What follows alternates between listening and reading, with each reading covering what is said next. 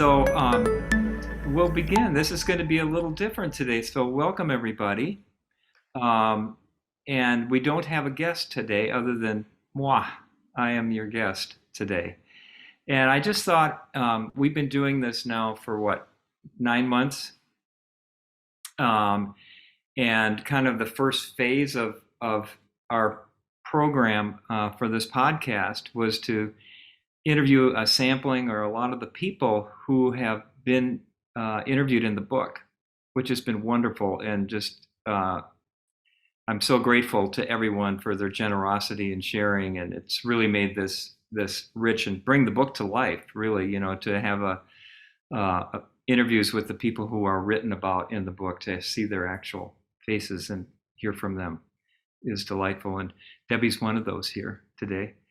But today I just thought it would be a great opportunity to just hear from you, the listeners, the readers, and hear what insights you're having, not just necessarily from reading my book or the podcast, but just your own, and just have a conversation about what you're seeing, what you're discovering, and what questions are coming to your mind that have been spurred that, I wonder about this and what about that? And how does this work in this situation? And so whatever, there's really no limits to what we can talk about today. This is going to be a grab bag of thriving in the eye of the hurricane, just whatever you want to talk about.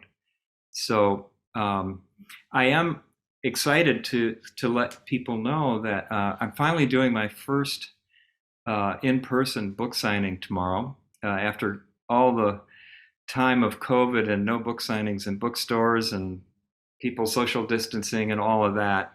I finally got at Majors and Quinn tomorrow night. None of you who are here are from, except Tyson, who's there. I see Tyson. I don't see her face, but I see her name. Is from Minneapolis.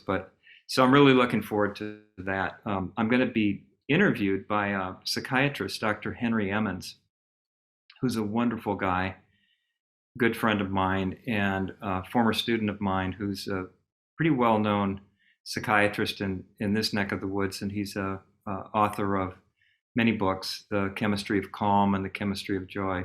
So he's going to interview me about the book at the book signing.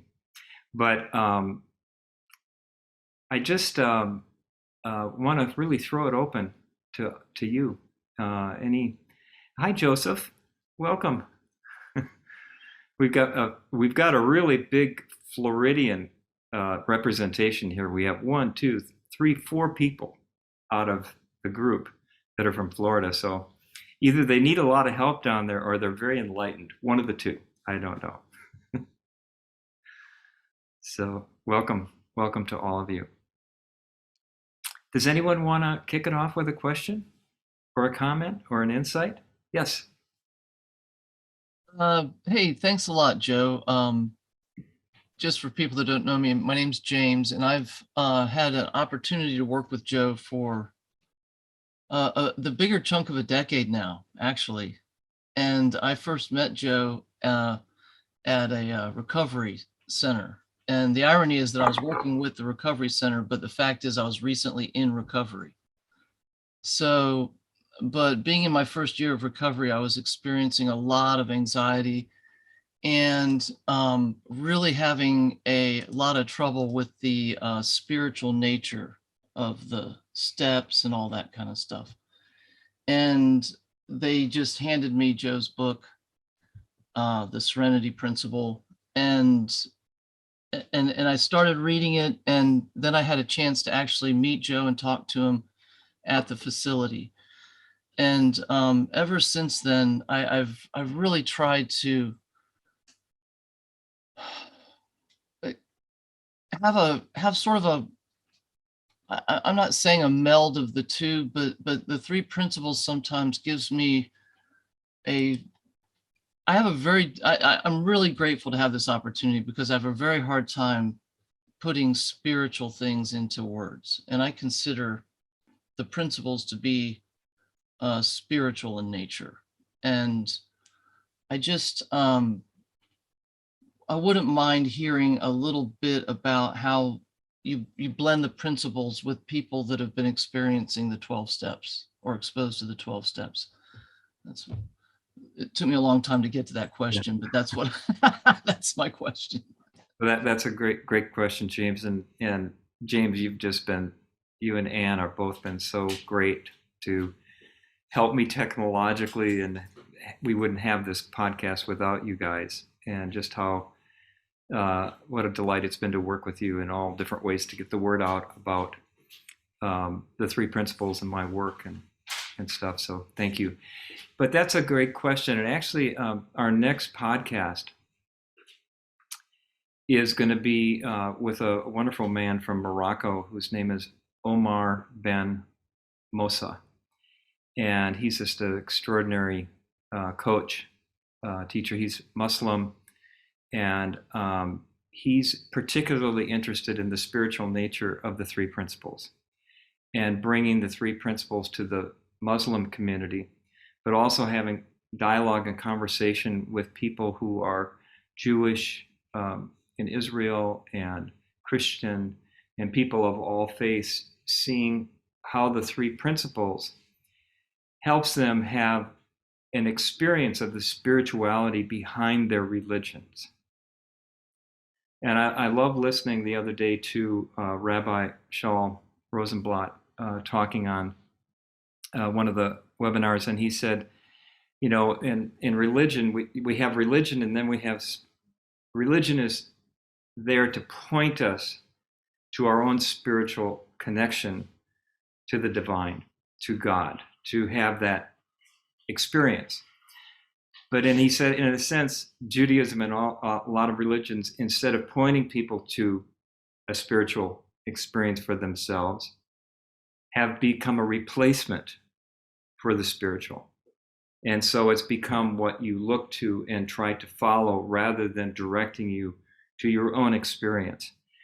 And what he said, and what the Muslim Imam also said, is that the principles have have facilitated them having their own spiritual experience of their religion. It made them experience their true divine nature rather than being an end in and of itself, the religion. It was a means to that experience. And the principles remove the barrier of ego and the barrier of the intellect to getting in the way of that experience. It actually facilitated it. So AA is, in a way, it's not a religion per se. It's a recovery program, but it's a program based on the 12 steps, which the final step, the 12th step, is as a result of practicing these steps, we have found a spiritual awakening. We experience a spiritual awakening. So like religion and like AA and like anything that's a tool or a way, a method to experience our true nature. And believe me, the three principles can become a method as well. You know, it can be turned into an end rather than a means to experiencing your innate mental health, your innate connection to your true nature, which some would call your divine nature. Some would call your true self, your true essence. So the three principles, really what Sid's realization was about, was to not create a new belief system, was not to create a new ideology or a new psychology. It was to point to the fundamental underlying principles of all human experience.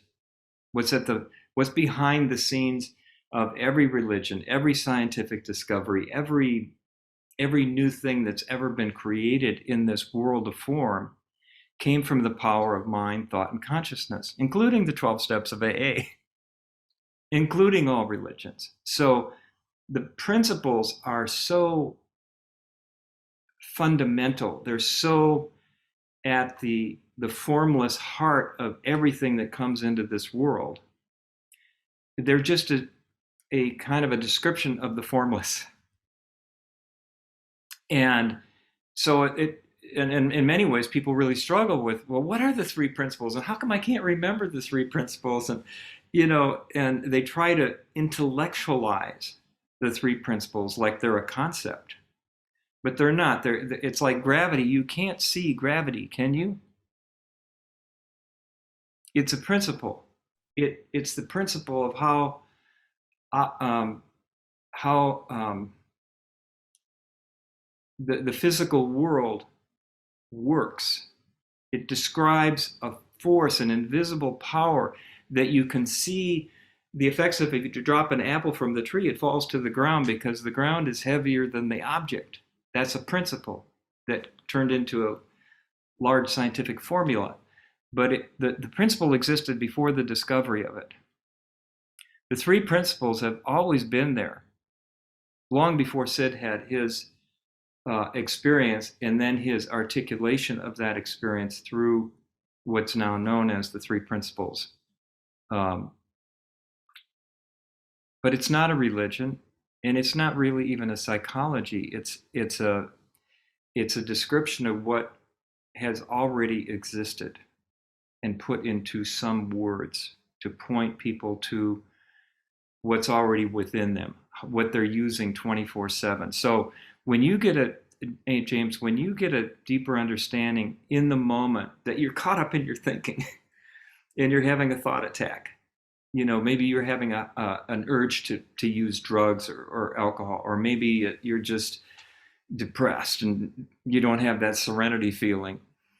The moment that you have that realization, that insight, that my experience isn't coming from me being an alcoholic or my past or where I learned this from. It's not coming from my circumstances. It's coming from my thought in the moment.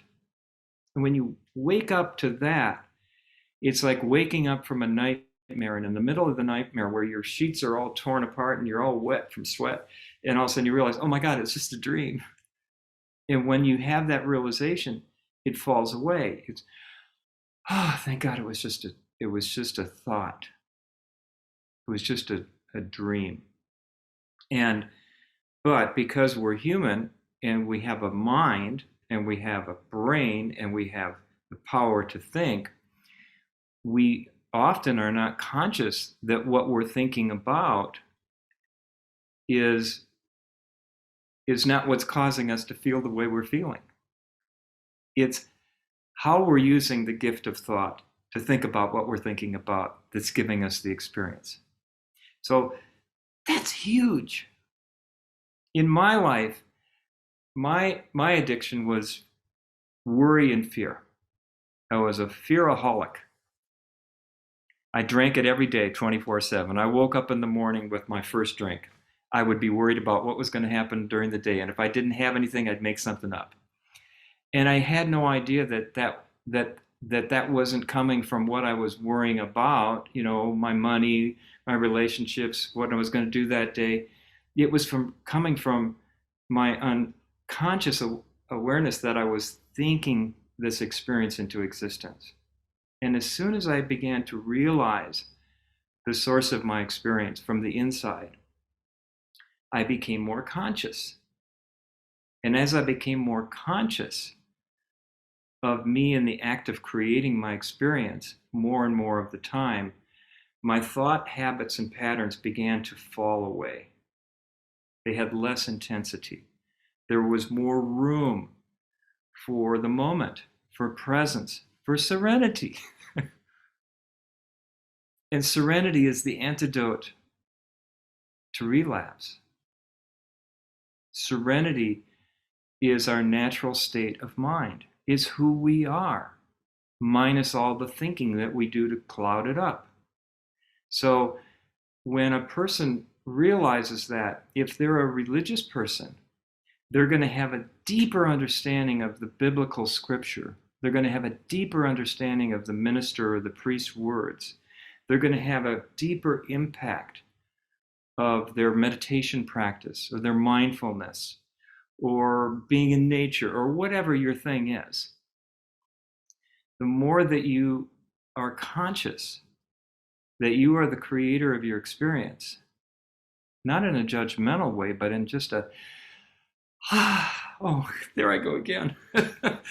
Little innocent me. The more you see it lightheartedly, the more you remove the barriers of personality, of belief, of circumstance, and you begin to settle into your true essence, which is spiritual, by the way. It's not of this form, it's invisible, which is spiritual.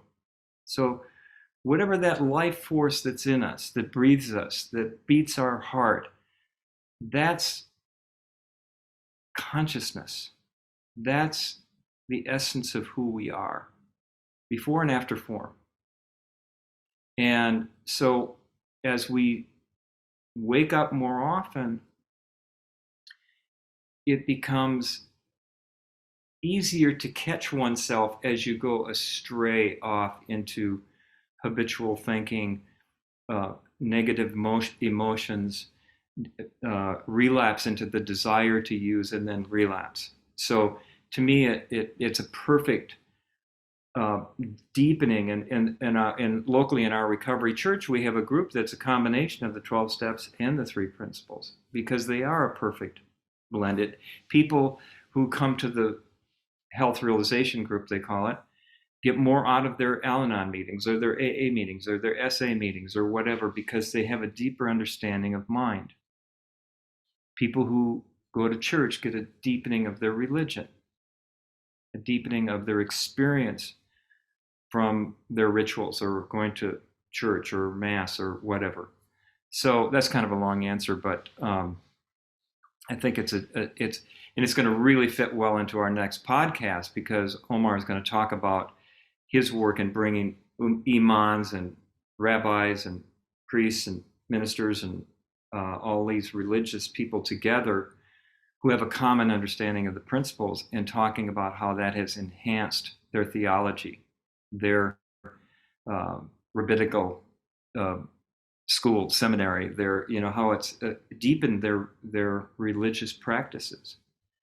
I appreciate you going so, I really I'm appreciate it. sorry, I could go on. I could do a No, whole. I appreciate it so much. I was a little afraid to come out of my shell and ask, and I'm so glad I did, because I don't know, as they say in England, the penny dropped a couple of times. And Great, James. so Well, I thank you. love your energy, Appreciate James, it. and your support and your enthusiasm about life. I love yours Very too. So contagious. thank you. Anybody else have an insight, a comment, or a question they'd like to ask or share? Joseph. Hi, Joe. It's good to see you Hi, again. Joseph. First timer. Hi, Joseph. Yes. He's not a Um, first timer for me, but he is for all of you. So he's a delightful person. yes, super happy to be here. Thank you again for creating this space for us to be in. Um, so I've had my introduction to the three principles probably about 3 or 4 months ago, and I'm learning a lot as I'm experiencing much more. One of the things that I realized was the less that I thought, the more that I am. So that's what I've been doing more frequently of, is just constantly letting go of these thoughts and deepening my awareness of everything that's happening right now. I saw that as I began doing that, I began to, well, this is where my curiosity is going, which is, if thinking and thoughts are the cause of the suffering, or if I believe in them, then that's what causes the suffering. I wanted to know what the role of thought is, because a lot of times I go and do what I need to do. And if I'm not really thinking during that time, then I'm at one with what I'm doing. But then I'm wondering what the role of thoughts are, if it could be an impediment to us experiencing presence now. Well, you're always in thought. You can't not think. So sometimes thought is it's like a misuse of the power of thought. It's like gravity is always there, and if you are aware of gravity? Are you aware of walking? You don't fall over as often. And if you're like, I love to ski, and even though I've been skiing for uh, most of my life, I'm kind of an expert at it. I still fall on my butt from time to time. It's not gravity's fault. It's just that I misused my thought in the moment. I got ahead of my skis. I got distracted by a tree or a view, and I ran into someone. So you can't not think. Thought is a constant. That's what makes it a principle. It's a constant. But when you're aware of when your thinking is coming from the illusion of thought, habits, insecurities, fears, worries, trying too hard, overanalyzing, it creates a sensation in your body that lets you feel discomfort. It's information. So once you understand that that discomfort isn't coming from what you're thinking about, but from how you're using this power of thought now, when you see that, it falls away. And what's left is presence, focus, and a flow of creative new thought. So whatever you're doing, you do better. When I'm skiing in presence, I am as giddy as a 4-year-old. I'm having so much fun, and I ski effortlessly, and it's like everything that I know is not getting in the way with fear or, oh, what if I fall? Or, I'm just enjoying the motion and the movement. Or whether you're doing a business experience, you're working with a customer, or you're doing counseling with someone if you're a counselor here, and you're in the moment and present. You don't have to think about what you're doing. You don't have to think about what you're going to say next. It just comes to you effortlessly, naturally, as it was meant to be. So we're our own worst enemy in the sense that we're the only one that can get in the way of the flow by overthinking or misusing the power of thought. And that's what consciousness as a principle is all about. It's our level of consciousness. Sid always would say, all the problems in the world are a problem of consciousness, the level of consciousness. You can't solve the problems of the world at the level of consciousness that created the problem. You have to raise the level of consciousness of humanity for humanity to solve the problems of war, poverty, climate change, racism, injustice, et cetera, et cetera, et cetera. So as we learn, and this is why I wrote the book, was that we're in a crisis state of humanity. Things are boiling over. The racial divide, the political divide, the planet is erupting with the climate from human activity. It's causing this. And so when we operated from ego and from greed and from, not like the animals. The animals, they don't throw nature out of balance. Humans are the only animals that do that because of the ego.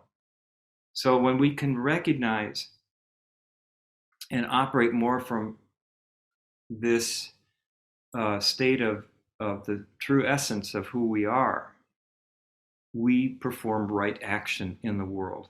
We are in harmony with others, with the planet, with our economics. It's the one solution that solves all the problems, because most of our problems are human made out of insecurity, fear, division, which is all thought, misuse of thought. So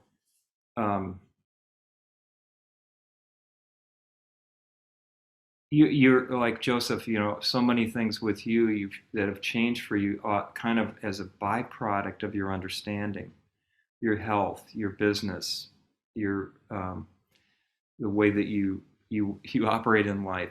And it's not anything you're doing, it's what you're not doing and just allowing. So I don't know if that answered your question or if I just jabbered on mindlessly here. Definitely did answer the question. Okay.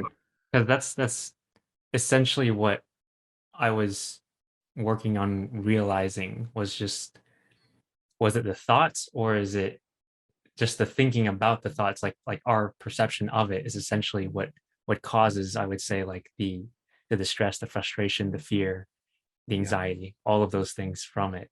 Yeah. So I really appreciate the explanation because I think that's essentially what cleared it up, which is Yeah. just our understanding of thought, not necessarily that that thing Yeah. is the reason for every frustration or negative emotion that we have.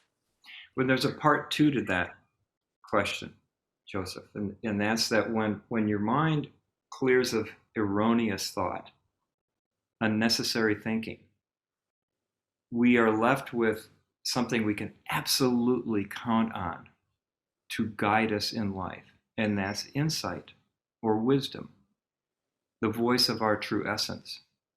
And as we learn to hear that still small voice within, through prayer, through journaling, through going for a walk in the park or whatever, but to respect that voice, it cures addiction.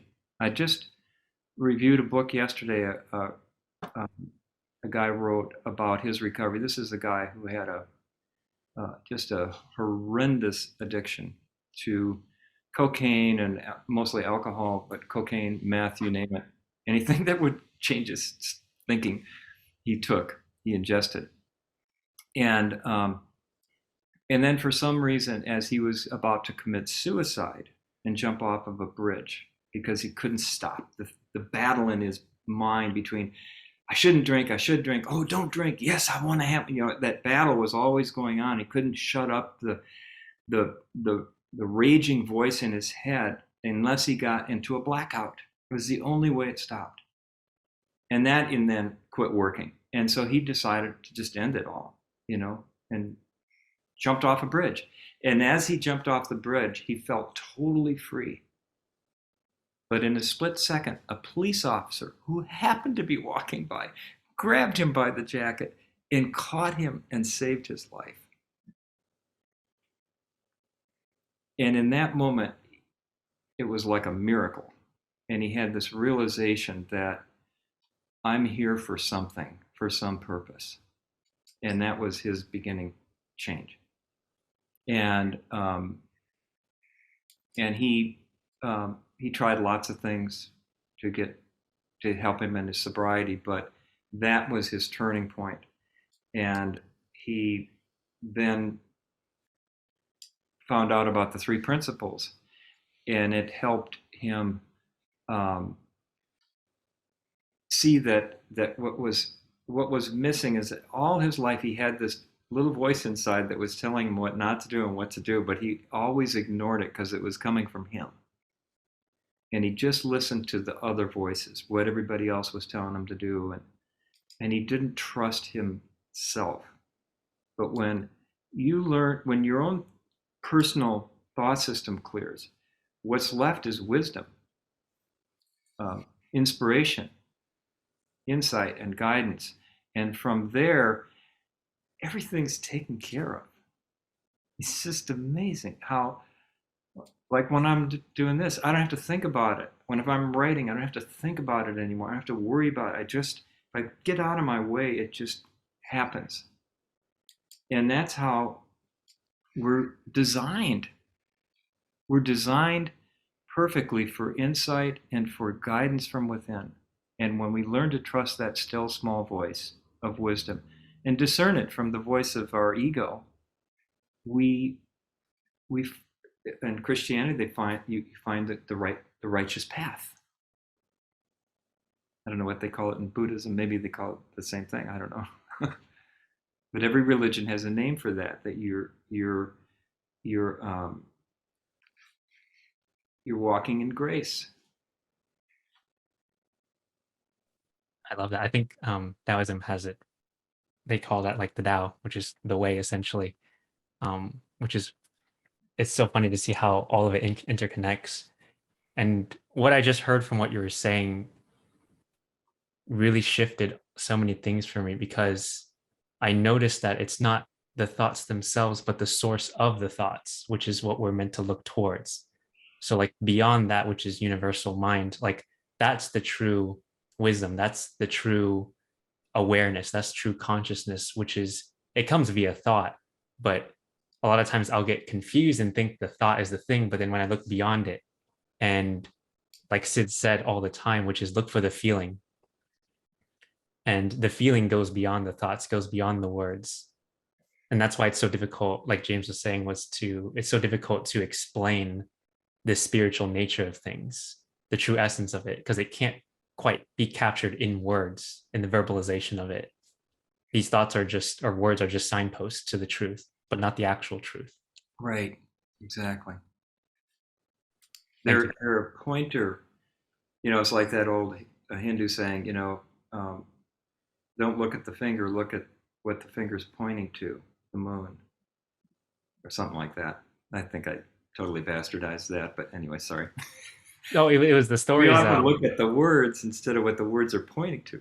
Yeah, I think the story was just like some master trainer had a dog, and like there's a student there, and then the master would say, okay, when I point to my finger in this direction, right, to the moon, like where's the dog looking? And then the student answered, dog's looking at your finger. And then the master would say, exactly, don't be like my dog. Look at what I'm pointing at, not the finger. I like that. Thanks. Thank you, Joseph.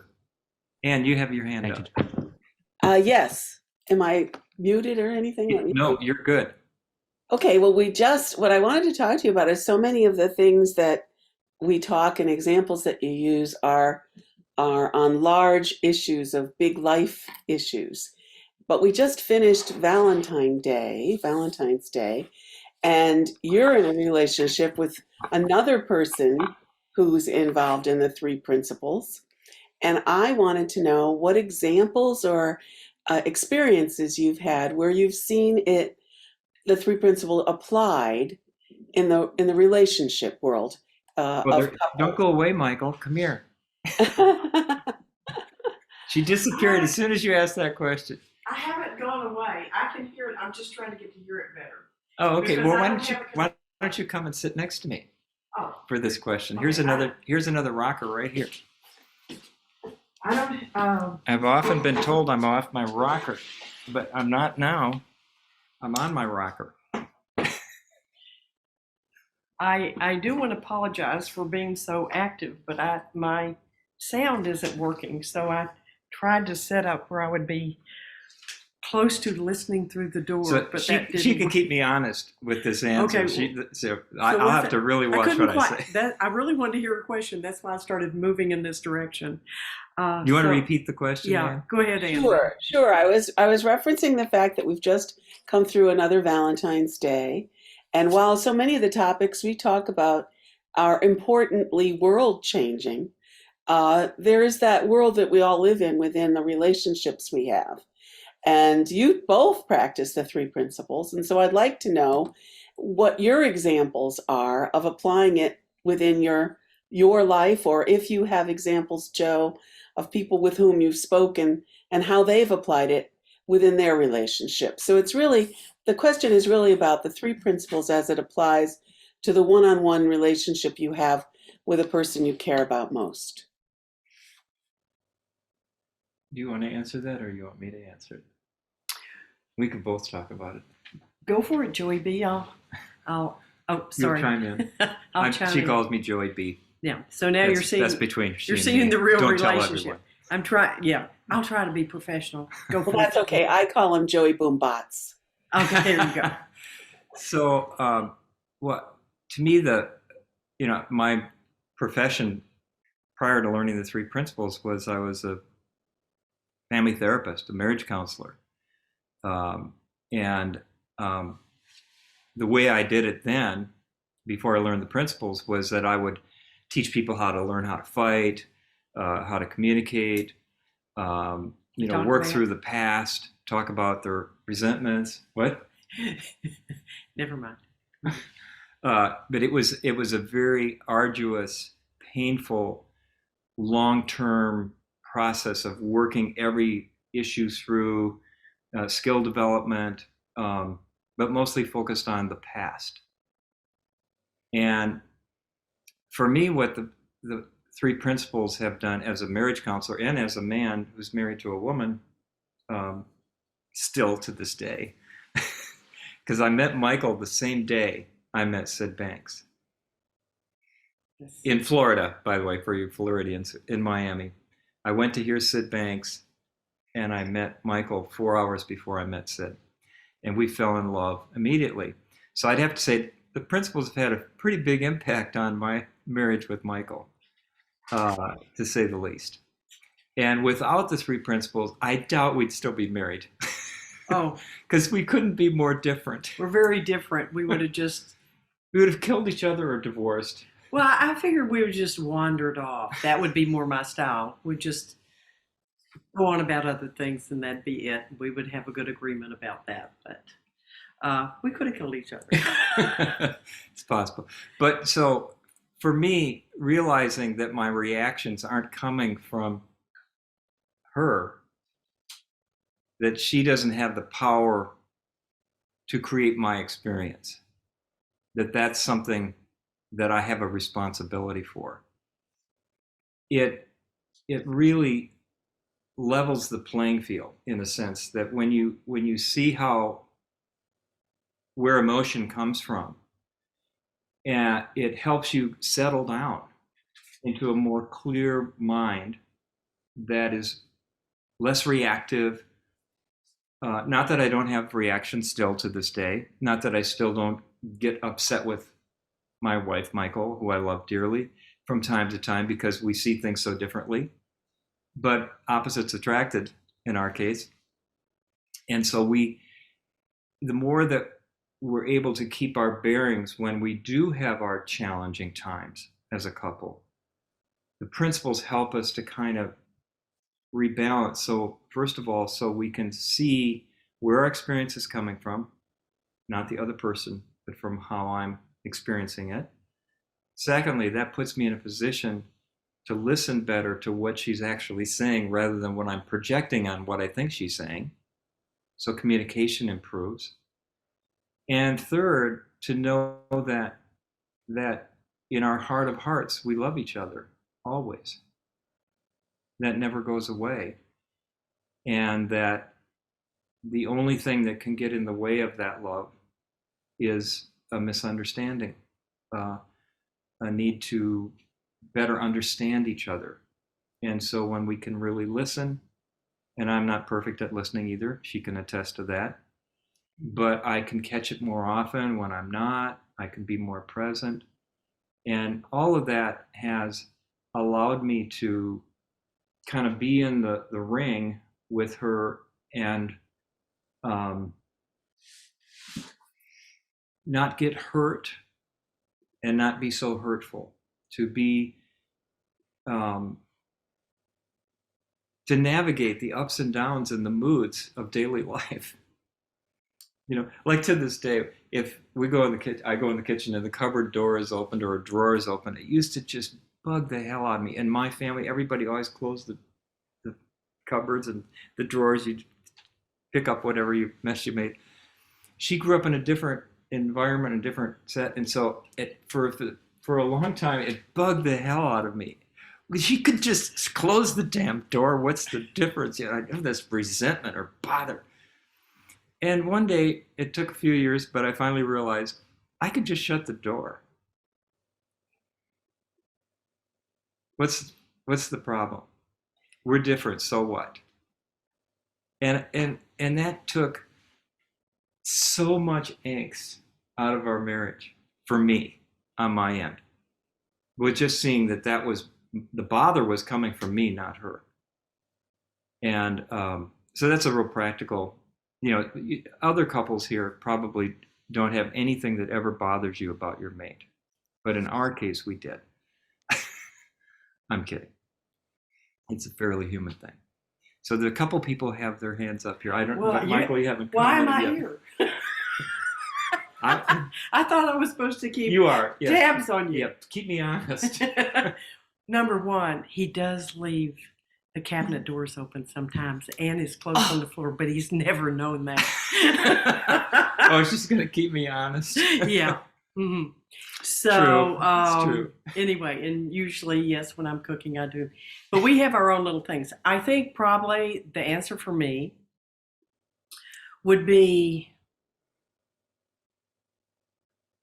before I met Joe, and I would say that it was then it became clear and more intensified. For some reason, I had an insight that it was better for me if I always owned up to whatever it was.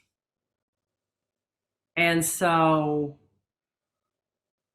for me, I think the three principles really kind of intensified that because what I saw was it was all about my relationship with a deeper universal meaning.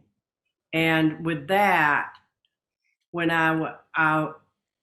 when we were kind of in a tiff or whatever, and Joe's good about this too, is that it doesn't really, however long it lasts, is the most important part is, and you catch yourself, the most important part to me that I see because of where we're coming from is that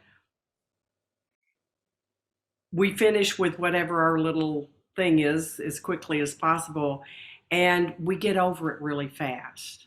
Kind of like those geese that they show where they'll be having a big fight in the water, and then all of a sudden the geese stand up and they go like this, whoa, whoa, whoa, and then everything's gone. And maybe like Ted Lasso said in the currently funny thing that's on TV, do you know, just be a goldfish? And the guy says, well, what do you mean? He says, well, the goldfish's attention about something that happened at only 10 seconds. So I think it takes us usually a little longer to quiet down than 10 seconds, but not very long. Because I think that we go inside and really check ourselves and where we're at. And we really know that we are not very interested in staying there. We want to be there. So whatever,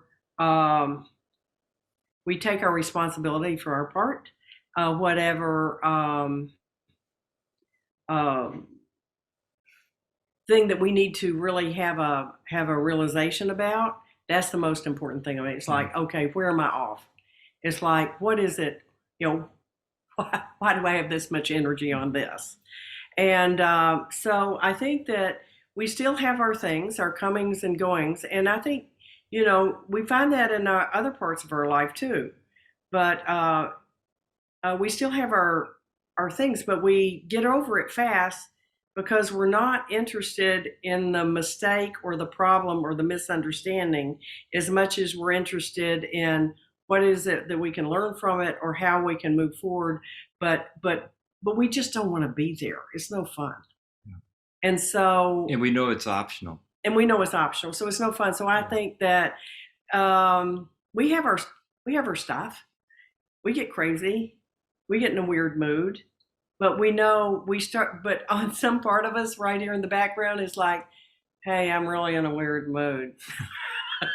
So, and so that seems to take priority over trying to stay in a weird mood or not wanting to work it out. Now, if there's something that we really need to work out, then, you know, we'll sit down with it. But usually what I'll do first is to just really check inside. What is it I need to see here? And in that, we can work it out. We do our part. We can work it out easily. So that's my part. By the way, there's a video of Michael and I telling our whole relationship story and history that was just put up yesterday on, I think it's on YouTube. Anne-Marie Perlman interviewed us a while back, and I think it's a really good interview about relationships. So check it out. We'll put it up on my site. Okay. Yeah, and so I hopefully that answered your question. And someone over here, Alistar, you had your hand up, but then you took it down. I don't know if you still had a question or because I think it was more a reflection. So, and you mentioned when both partners in the relationship are into 3P. I can say in from my experience, so I'm grounding myself further and further as weeks go on. But my partner is not. She's more into the old traditional, oh, you need to look back, you need to go through.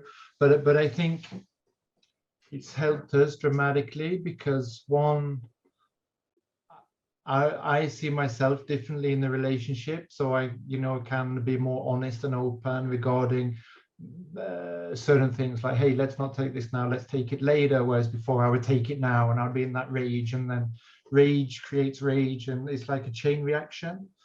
So I think when even just one of the partner in the relationship has the principles with them, it kind of rubs off anyway on the other person. They see a shift and a calmness, right? So it's the chain reaction working for in the other direction. You become stronger, you become more open, and then things rub off. You start talking in a deeper level, which maybe you wouldn't have done before. Very good, Alex.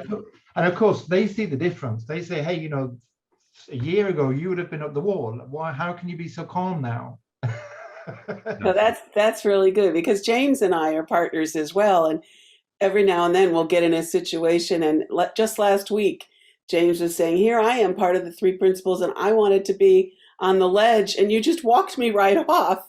And but he was willing to go with me, and so when it works, and when Joe was talking about people rehashing their arguments, that just sounds dreadful to me. Number one, I usually can't remember what the heck they were about because they're gone. Number two, if I have to relive it, then I'm going to be in it again. Why do I want to do that? So that one statement alone made me thankful that Don and I have that kind of thing where it's like, do we really want to keep? We're keeping this thing alive. It's a two-legged stool, and we're the other. Let's let it go. Let it go. I said to my daughter this morning,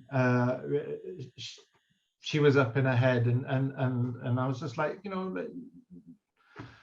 I said, if you fall over and you have a sore on your knee, we put a plaster on it and you leave it alone, right? And then, like 3 days later, if the plaster's still there, you take it off and your body is just, wow, it's healed, right? So just leave your thoughts alone as well at the same time. So we kind of have that as a model now, where we can just leave it alone, and it where your body just automatically, becomes healthy, mental healthy. Yeah, and most people in our world don't know anything about the three principles. You go to the store or wherever, but when you're operating from a different feeling where you're not taking everything personally or reacting, and you know where your experience is coming from, you spread positivity just by being you, whether it's in a one-on-one significant other relationship or someone in the grocery store or the driver next to you on the freeway.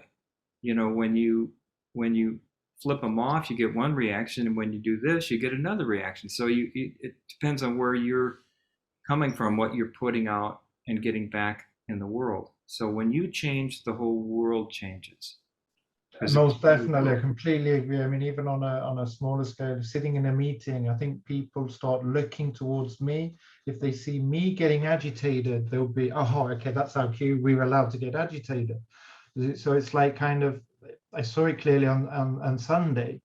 There was a person that, for 2 years ago, I would have jumped on and stopped the conversation, but I just let it ride. And I saw people looking to say, why, okay, Alistair's not getting affected by this, then we should just leave it alone as well. And it disappeared through the conversation, and everything was, back to a calm, healthy place again. Yeah. So I completely agree with you there. If one person in a family or in a company or in a relationship changes, it impacts everyone. It's a ripple effect. That's why I always say, when people say, oh, how are the three principles ever going to get out all over the world? It's too late. It's already out. It's a rippling effect. It's organically going to grow because the cat's out of the bag. Once you understand how something works, it's contagious. It's like a positive mental health virus. It's a vaccine for the ills that we're in our world. I want to make sure that you get your chances to ask questions or share. Ellen. Debbie also has her hand up. Yeah, I see it, Debbie. Yeah, but I think Ellen had it up first. Thanks for the question, Anne, because it, in addition to wanting to share the same thing that was just shared from Alistar about, it just takes one person in relationship. I mean, I see that every day in my relationship with my husband. It reminds me of something I heard from Bill Pettit that, in 40 years of psychiatry, he never saw a relationship problem. He only saw one or two stressed out people trying to relate to one another, and how true that is in every relationship. That's beautiful. But how it's really shifted what I saw more deeply just from listening to the question and the answers so far was that nothing makes sense other than for me to take full responsibility for my reaction. Like I don't even see that anyone can do anything to disturb me anymore. Like that's fresh for me right now. Wow. And there's so much freedom in that. Like, even if I'm upset and have an upset tone of voice with my husband or my kids, it's like, I know it's me. I know there's nothing that they could do or say or not do that caused my experience. That's beautiful, Ellen. That's the truth. Yeah. I might have a split second of not knowing it or not wanting to see it, but it's there. Yeah. But I did have a question, Joe, and I know we're wrapping up. So just if you have anything fresh for me to see around this, I've had a couple of clients who have really deep, profound shifts in awareness, shifts in consciousness, shifts in their relationship with themselves, especially after like doing an intensive. And then sometime after that, Michael, the answer is coming right now, of course. Sometime after that, they just get really, really low again, like not low, but stuck in their lowness or stuck in their anxiety. And, one thing that I just had an awareness of in this one situation in particular, this person is simultaneously exploring hypnosis and conventional therapy. And it was funny, at the beginning of the intensive, he said, when I watch these videos on trauma and stuff, I just feel awful after that. I said, would you be willing to would you be willing to take a week vacation from that? And he did, and he saw, but when the vacation ended, I didn't know that the vacation ended. And he went back to, exploring hypnosis and exploring conventional therapy. And, the up and down is just a wild, continues to be a wild ride. So that aside, is there anything else, like when people have great shifts, we all go back, we all fall back into old habits, patterns. But any wisdom on that? Well, I think you just said it, that's not front page news, that people go backslide, relapse back into old thinking, old habits. That's me too. But what I would say about that, and I talk about this a lot in recovery with working with addiction, because people have relapses that end up getting them drunk or, more severe consequences, that whenever we have a blind spot, something that we haven't yet had a realization about or an insight to clear up, life is so perfect. It gives us an opportunity to hit the wall on that blind spot and create a consequence that gets our attention so that we can find humility and openness and willingness to see more. Mm-hmm. And so if we know that relapse into our old ways is not failure, but an opportunity for deeper understanding, mm-hmm. we welcome the setbacks in a sense. We're not afraid of them. We say, oh, okay, there must be something I'm not seeing here. Mhm. And that willingness and that openness is fertile ground for insight. But if you get into shame or guilt or, oh, I'm never going to get this, oh, this doesn't really work, then that throws acid on an already bad infection. Mhm. That you Well, want to, and this, the yeah, metaphor of the healing wound that Alistar gave, you just clean the wound, bandage it, let it heal, it'll heal on its own. mhm, And that's, so it's recovery from mental illness of any kind is not a straight line. right, for It's sure. a wavy little curly cue, and that's okay. That's Mhm, how we learn. That's how we go deeper. That's how we evolve mhm. And I individually. just had another awareness that, 100% of the time that we're in conversation, he feels so much better and he's beginning to think it's because of that. And so I know that's not the case. And He'll see it eventually, yeah, or yeah, not. yeah. Okay, thank you so much. Sure. Debbie. Yeah, Debbie. Hey, now I can say hi to Michael. Hi, Michael. Hi. Now I'm in front of a computer that actually works. Yay. Yay.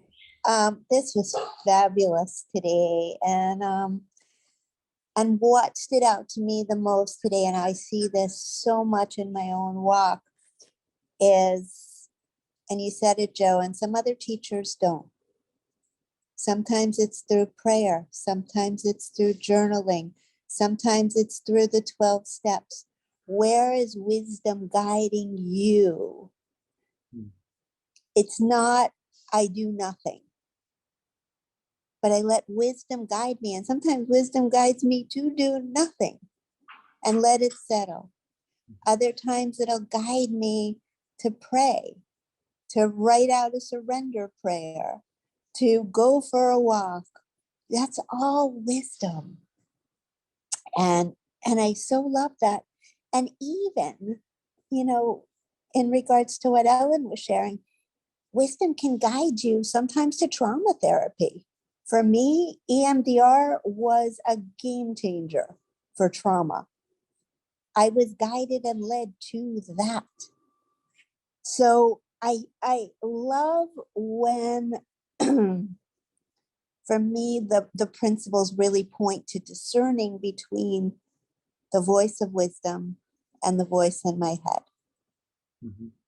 And once you can start discerning those, then it's a moment by moment by moment process. And it's that arising that you talked about, where creativity arises, solutions arise, love, deeper, deeper love and compassion and respect and empathy, and a just knowing of what to do and not being afraid of what's going to be before you, because you know the resiliency that's going to come through you. You know that that wisdom's going to come through you to what your next right step is. So for me, it's the chunking it down to that, because I can get really whirled up in my mind trying to figure out how it works. But the simplicity of this is what makes it so powerfully beautiful. And I think for me, the more I see it, the more I see it. Like when all of a sudden you're like, wait, I never thought of that before, but that's the perfect solution. And then the next thing comes up, which it will. And it's like, wait a second, you know what? I was led by God, by divine mind, by wisdom, by the voice of truth to what my next right step was back there and back there and back there. Wait, what can I see in this? What's my next right step? And it appears. And the more I see that, that trust starts to build in that, and you get to see it more and more. But that capacity for insight and revelation is there for every one of us. Every one of us. Divine mind, God, is evident in each and every one of our lives because we're able to breathe, because we're able to talk. We're doing nothing consciously to make ourselves stop. That the thought and from our head is coming out of our mouth and words. We don't control that. You know, we don't control how the planets spin, but we don't feel it. We don't control the spacing of the planets so they don't collide, but they do, whether you believe it or not. Still at work. But when you start to trust that and come into relationship with that, God, what a ride it is. What a ride it is. And so grateful for you and all the wisdom I've gained in this, you know, in this community, in the joys, the sorrows, the ups and downs. You know, there's not a formula that you're not going to have challenges and you're not going to suffer and you're not going to get whirled up in thought and you're not going to get sick. It's part of the human experience. But how do we ride those waves? How do we move through those experiences? And sometimes we don't move through them ourselves, we're carried through. And that's the gift of resiliency and the gift of wisdom and the gift of divine mind and the gift of God in our lives. So love you guys so much. Thank you, thank you, thank you. Thanks, Debbie. That's I think that's the most to kind of put a cap on this today. You know, the more that we can, because you can create a belief system about the three principles, just like you can about anything. That, oh, I can't do this, I can't do that. But the principles are pointing us to our own wisdom, clearing our mind of erroneous thought, so that we can hear the guidance system that's designed in us, that's built in us, just like in the animals, their instinct. They know what to eat and not eat off the floor of the forest that's poisonous or healthy. How do they know that? We have the same intelligence, and when we listen to that, it'll guide us to go for a walk or to change our diet or to, I don't know, go on a vacation, or don't go on the vacation that you thought you were going to go on. Or, you know, if you listen inside, you're good to go. You can trust that. And that's my main message that I want people that I work with and that Michael works with, you know, to get out to the world, is that you can absolutely trust the voice of wisdom within you. You have to learn, in a sense, to discern the voices in your head from, this is just a metaphor, the voices in your heart. It's not literally your heart, but and that's what evolution is about. That's what changing levels of consciousness. We become more and more aware of the difference. Is it real or is it Memorex? You know? Yeah. Yeah. So, but thank you, everybody. I do want to make one quick comment. Listening to Debbie and I don't know the woman's name before. Elaine. Elaine. I'm sorry. Yeah. Ellen. Elaine. It was an E name. Yeah. Sorry, Ellen. I recognized your face before, so I'm just glad you're still on the podcast. You find your way here. Debbie gave a really beautiful illustration, but if you notice that in her illustration there was always a grounding point, and the grounding point was that you're listening inside for your universal wisdom, no matter what it is that you do. Now, I've had a few people that I've worked with on the side, one person I'm thinking about in particular, and that's what she is interested in, but she's very much of always searching and thinking and not being able to tell the difference. So sometimes I know with people that you guys work with and so on and so forth, it's like you'll know best, but seeing when they're actually looking outside and still in a search and they haven't reached the place like what Debbie was talking about, where their